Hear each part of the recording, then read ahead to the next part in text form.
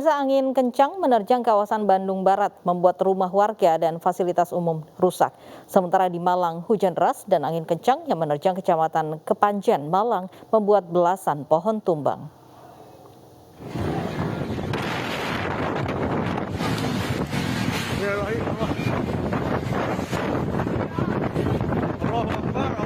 Angin puting beliung melanda wilayah alun-alun Lembang, Bandung, Jawa Barat. Terjangan angin membuat pengendara yang melintas terkejut. Angin puting beliung mengakibatkan atap baja ringan terbang dan merusak rumah warga. Setidaknya ada 10 rumah warga yang terdampak peristiwa ini. Terdampak beberapa rumah yang rusak, yang sedang ataupun yang berat.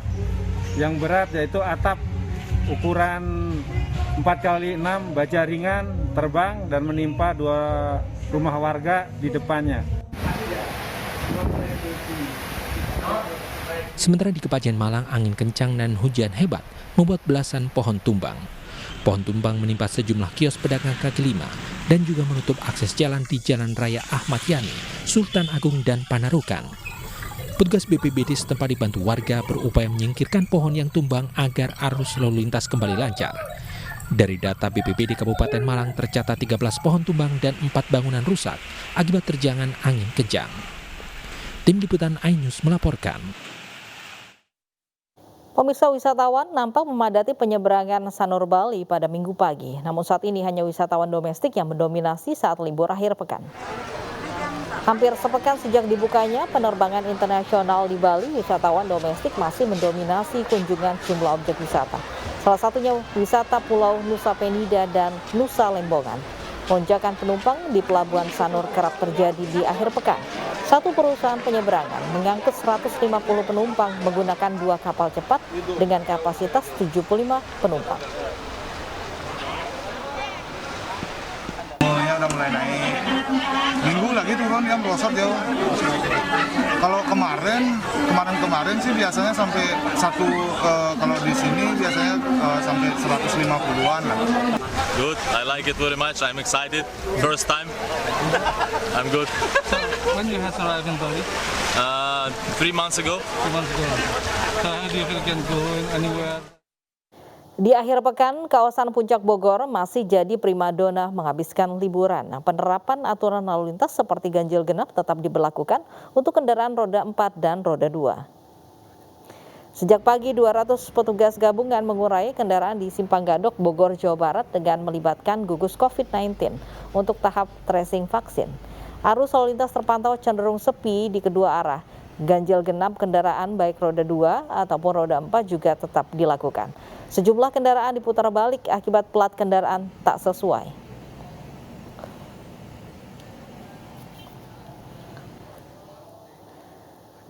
Pagi ini Taman Marga Satwa Ragunan, Jakarta sudah didatangi pengunjung untuk berakhir pekan sambil wisata edukasi hewan bersama keluarga.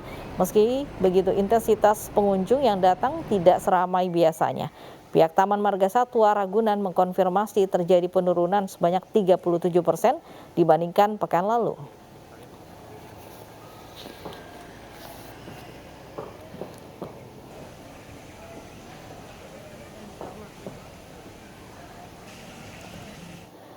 PPKM tak menghalangi masyarakat untuk berwisata akhir pekan, dan untuk mengetahui kondisi terkini kita sudah terhubung dengan Camar Haenda di Taman Marga Satwa Ragunan, Jakarta, dan Rizka Dior di Taman Wisata Matahari, Bogor, Jawa Barat. Kita ke Camar terlebih dahulu. Camar, bagaimana antusias wisatawan berkunjung di Ragunan siang ini? Ya, selamat siang Lovi dan juga pemirsa. Perpanjangan PPKM level 3 di wilayah Jabodetabek tidak lantas mengurangi minat masyarakat untuk menghabiskan libur akhir pekan di Taman Marga Satwa Ragunan, Jakarta Selatan. Berdasarkan pemantauan kami pada pagi hari, sejumlah warga pengunjung ini sudah datang ke Taman Marga Satwa Ragunan, dan dapat dilihat di belakang saya ini adalah salah satu spot favorit dari masyarakat, yakni di Danau Pelikan. Adapun memang untuk sebelum masuk ini mereka sudah melakukan registrasi terlebih dahulu secara online ataupun pendaftaran pada H-1 sebelum berkunjung.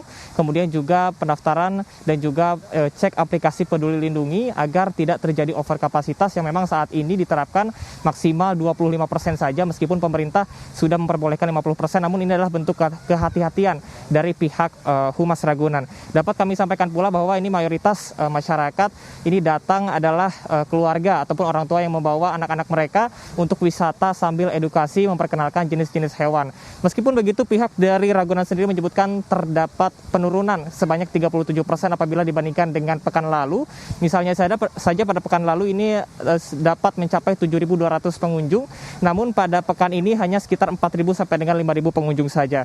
Adapun untuk kapasitas maksimal tadi juga sudah disebutkan sebanyak 25%, dan pihak Ragunan ini masih belum mengubah aturan ini dikarenakan ini untuk menjaga agar tidak terjadi overkapasitas. Sedangkan untuk ganjil genap di kawasan ini juga sudah tidak diberlakukan merujuk kepada aturan Gubernur nomor 133 tahun 2022. Nah, kita akan sama-sama memantau bagaimana situasi dan kondisi di Taman Matahari yang ada di Puncak Bogor. Sudah ada rekan Rizka Dior di sana.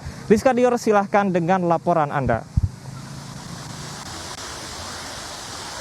Ya, terima kasih Camar. Tidak berbeda jauh dengan di kawasan Ragunan, Jakarta. Memang rupanya tempat wisata di kawasan Bogor, Jawa Barat masih menjadi minat sebagian warga Jabodetabek untuk menghabiskan akhir pekan bersama keluarga. Dan menurut informasi yang sudah kami dapatkan, memang meski mengalami penurunan jumlah pengunjung sebesar 40%, kiranya Taman Wisata Matahari juga masih dipilih oleh sekiranya sebagian pengunjung untuk menghabiskan waktu bersama keluarga. Dan memang jika dapat kami gambarkan, Lofi, Camar, dan juga pemirsa, bahwa Taman Wisata Matahari sendiri menawarkan banyak aktivitas seru yang dapat dilakukan oleh para calon pengunjung nantinya, seperti menikmati wahana permainan, wahana air, juga bisa flying fox di sini, bisa berkuda hingga melakukan argo sawah. Dan memang menurut pemantauan kami hingga siang hari ini ada satu spot yang masih diminati oleh sebagian pengunjung hari ini, yakni adalah waterpark atau wahana bermain anak. Nah, untuk melihat seperti apa keseruan bermain air di Taman Matahari, saat ini kita akan coba mengajak pengunjung untuk menceritakan keseruannya hari ini. Halo, selamat siang Ibu. Iya. Boleh lihat saya Ibu? Oke. Siapa? Ibu Fatimah. Oke, Ibu Fatimah mungkin bisa cerita hari ini ke sini sama siapa Ibu? Sama keluarga. Sama keluarga. Iya. Bawa berapa anak Ibu? Bawa anaknya 1, ponakan 2. Ibu, ini pertama kalinya ke Taman Matahari apa udah kesekian kali, Bu? Sekian kalinya, keempat. Iya. Hari ini menjalani aktivitas seru apa aja sama anak-anak, Bu? Berenang. Main air, nemanin anak sambil berenang. Anaknya usia berapa, Ibu? 18 bulan. Udah pinter ya berenangnya? Udah. Oke, Ibu memilih Taman Matahari dari tempat wisata lainnya kenapa sih, Bu? Karena tempatnya strategis. Terima kasih banyak Ibu Fatimah atas waktunya. Selamat melanjutkan kembali aktivitasnya. Nah, pemirsa, memang meski beroperasi di tengah PPKM level 3, kiranya masyarakat juga tetap dihimbau untuk melakukan protokol kesehatan secara ketat. Dan untuk Taman Matahari sendiri juga membatasi kapasitas pengunjung hanya 50% saja atau setara 15.000 pengunjung. Kembali ke Lofi. Terima kasih Rizka Dior melaporkan langsung dari kawasan Puncak. Sebelumnya ada Camar Hendah dari Ragunan, Jakarta. Taman Bacaan dan Bimbingan Belajar Gratis Anak Cerdas Indonesia di Desa Donorejo, Kecamatan Guntur, Demak, Jawa Tengah mendapat perhatian dari MNC Peduli. Melalui program Generasi Cerdas Anak Bangsa, MNC Peduli memberi bantuan sarana penunjang belajar anak di desa ini. Program Generasi Cerdas Anak Bangsa dari MNC Peduli mendatangi Desa Donorejo, Kecamatan Guntur, Demak, Jawa Tengah. Di desa ini terdapat satu taman bacaan dan bimbingan belajar gratis bernama Anak Cerdas Indonesia. Di tempat sederhana ini, anak-anak desa dapat belajar dan menambah wawasannya, diasuh sejumlah tenaga pengajar. Terus tujuan kami itu untuk meningkatkan pendidikan di kampung dengan tujuan supaya anak-anak itu lebih semangat dalam berliterasi, membaca, dan tentunya belajar. Menambah semangat anak-anak desa belajar, MNC Peduli memberi bantuan sarana penunjang belajar mengajar dan buku untuk meningkatkan literasi anak. Ya, tentunya salah satu harapan kami di MNC Peduli adalah untuk berpartisipasi dalam mencerdaskan anak bangsa, karena yang kita ketahui anak-anak generasi muda adalah penerus negara kita ini juga gitu ke depannya. Kami senang MNC Peduli datang di kampung saya dan MNC Peduli datang di Taman Baca dan membawa alat gambar dan buku bacaan dan lain-lain. Melalui program Generasi Cerdas Anak Bangsa, MNC Peduli akan terus menyalurkan peralatan penunjang belajar untuk meningkatkan kreativitas dan minat literasi anak agar lebih baik. Dari Demak, Jawa Tengah, Rustaman Nusantara, Ainus melaporkan.